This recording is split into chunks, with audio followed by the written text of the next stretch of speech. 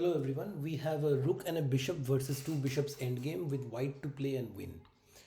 So generally two bishops versus a rook and a bishop is a draw because if the two bishops are very close to the king and the king is not awkwardly placed, it usually means a draw because the two bishops are sufficient to cover the king and deny the stronger side's king any entry.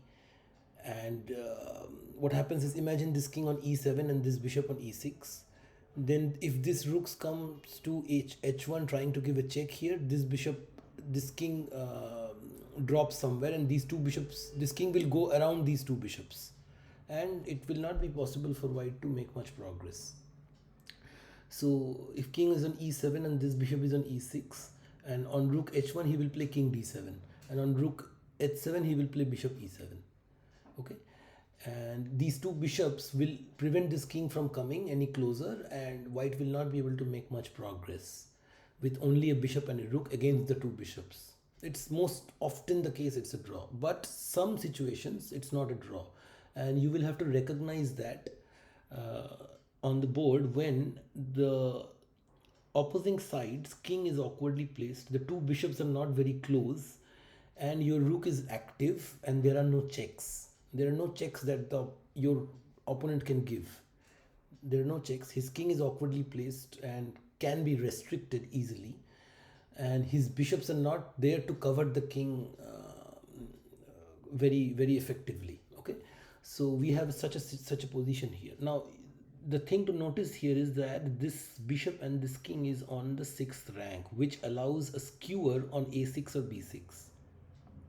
So a6 is a critical square, b6 is a critical square, not c6 because this bishop is holding c6. But if this bishop leaves this diagonal, then c6 will also become an entry point. But here c6 is difficult because first of all this bishop is holding this square. Second, our bishop is on the way. So c6 is not that important. a6 and b6 are two important square, and also f6. f6. Right? So if we are able to come to f1 or let's say somewhere a7 somewhere, and if we land on f6, then we can have a skewer. Okay, so we take note of the three important squares. So that corresponding square a1, b1 and f1 also becomes important. h1 is also important, but h1 is being defended by this bishop. But if this bishop ever goes to some other diagonal, then h1 becomes important. Right, now now again, here time is of essence. You don't have unlimited time. If you make a slow move, he's going to play king g5 or something, and he will improve his position. He can also play bishop f4 and then king g5. Okay, so you have to be careful. Let's say you make a slow move like rook c2. He will first play bishop f1 and he will exchange the bishop. That's what he wants to do. He wants to get rid of this bishop, and then a rook and a bishop, rook versus a bishop is a draw, right? So yeah, so let's see. If you play rook a1, he will play bishop c5. Now he is not going to give you the opportunity to skewer his bishop and his king. So he has improved his position. Next he will improve this bishop and he will bring the king closer. That's what he wants to do. So we have to prevent his plans. So the only there are no checks in the position. So we calmly improve our position of the rook. The bishop cannot be improved. He will simply dance in the dark squares. So there is not much point in improving this bishop yet. We improve this rook. So we play rook g1. Okay. So after rook g1, his bishop cannot go to h3 because rook h1. His bishop cannot go to e4, cannot go to d5. If his bishop comes to c6, then we will come to rook a1, threatening rook a6. Okay, and then two bishops are in one line, one of them is going to fall. So rook g1, bishop c6, rook a1, threatening rook a6. If he prevents that with bishop b7, then we will play rook b1, threatening to come to b6 and also attacking the bishop. He will save the bishop, we will come to rook b6. Correct? So rook c6 is not working, and for the same reason rook b7 is also not working because we will play rook b1, bishop moves rook b6, and if bishop h8, then rook a1, bishop a8, rook a1, bishop b7, rook a1 with the threat of coming on a6, bishop b7, rook b1. So these three squares the bishop cannot go, which means he will go to f3. He has only one square, f3. Okay, so after f3, what do? Our rook is on g1.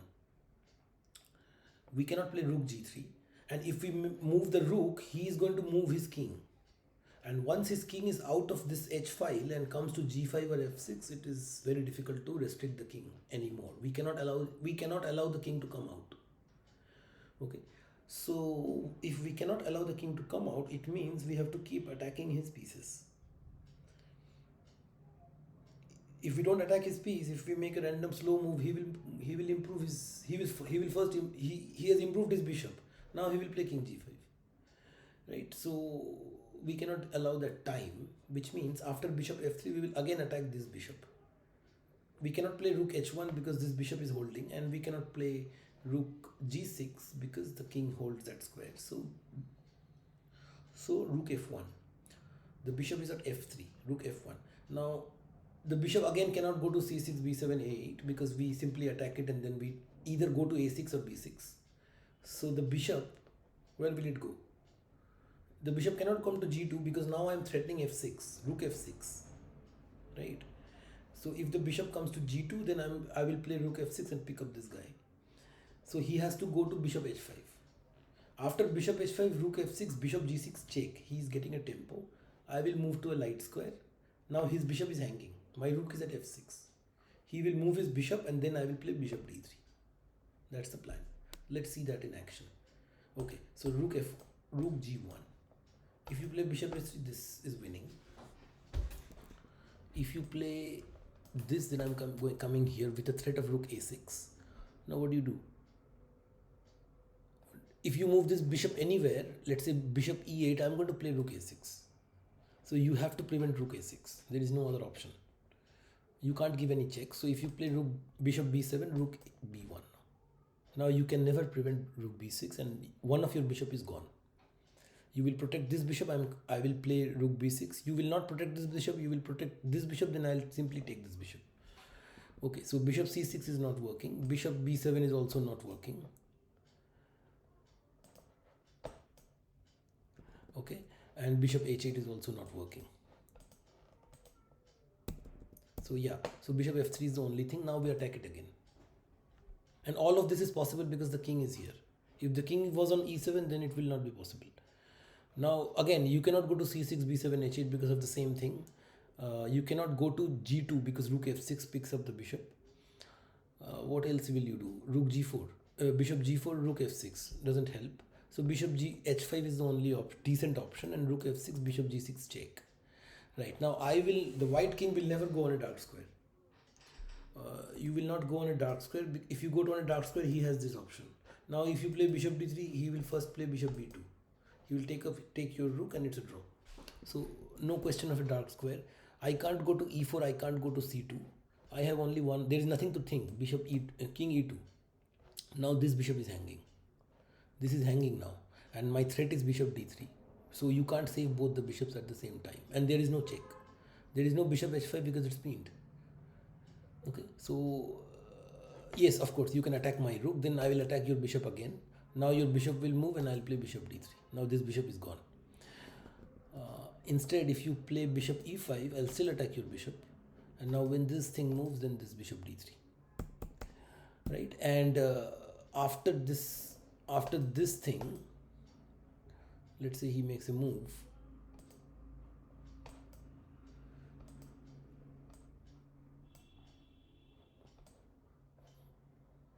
Let's say like this. This is a win.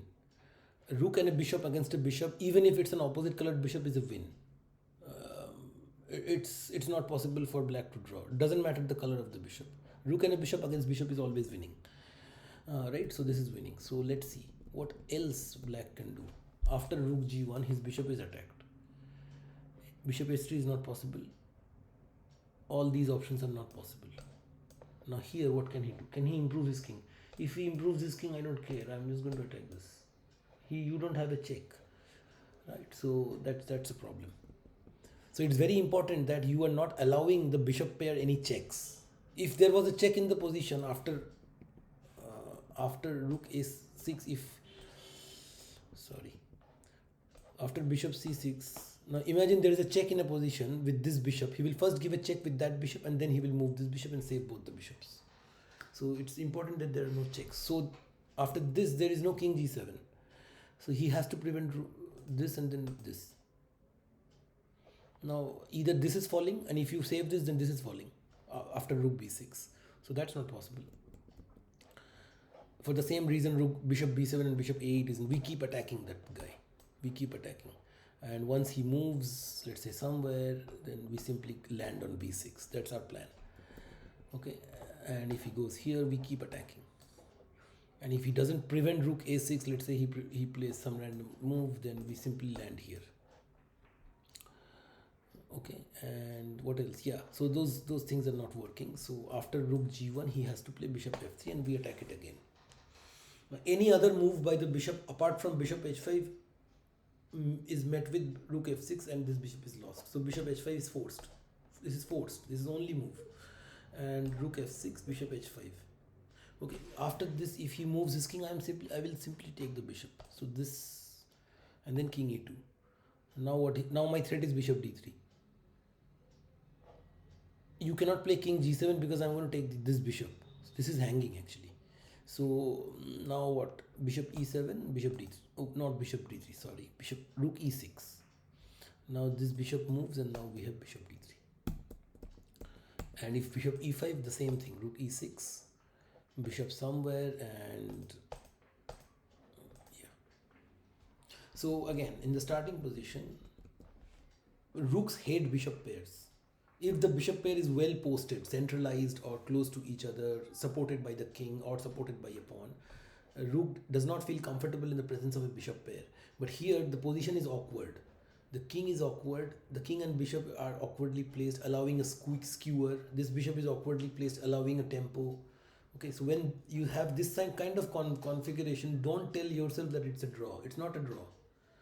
You still have chances if these pieces are awkwardly placed. But if these pieces are not awkwardly placed, then most of the times it usually ends up in a draw. But you have to understand these awkward configurations and how you can exploit these configurations.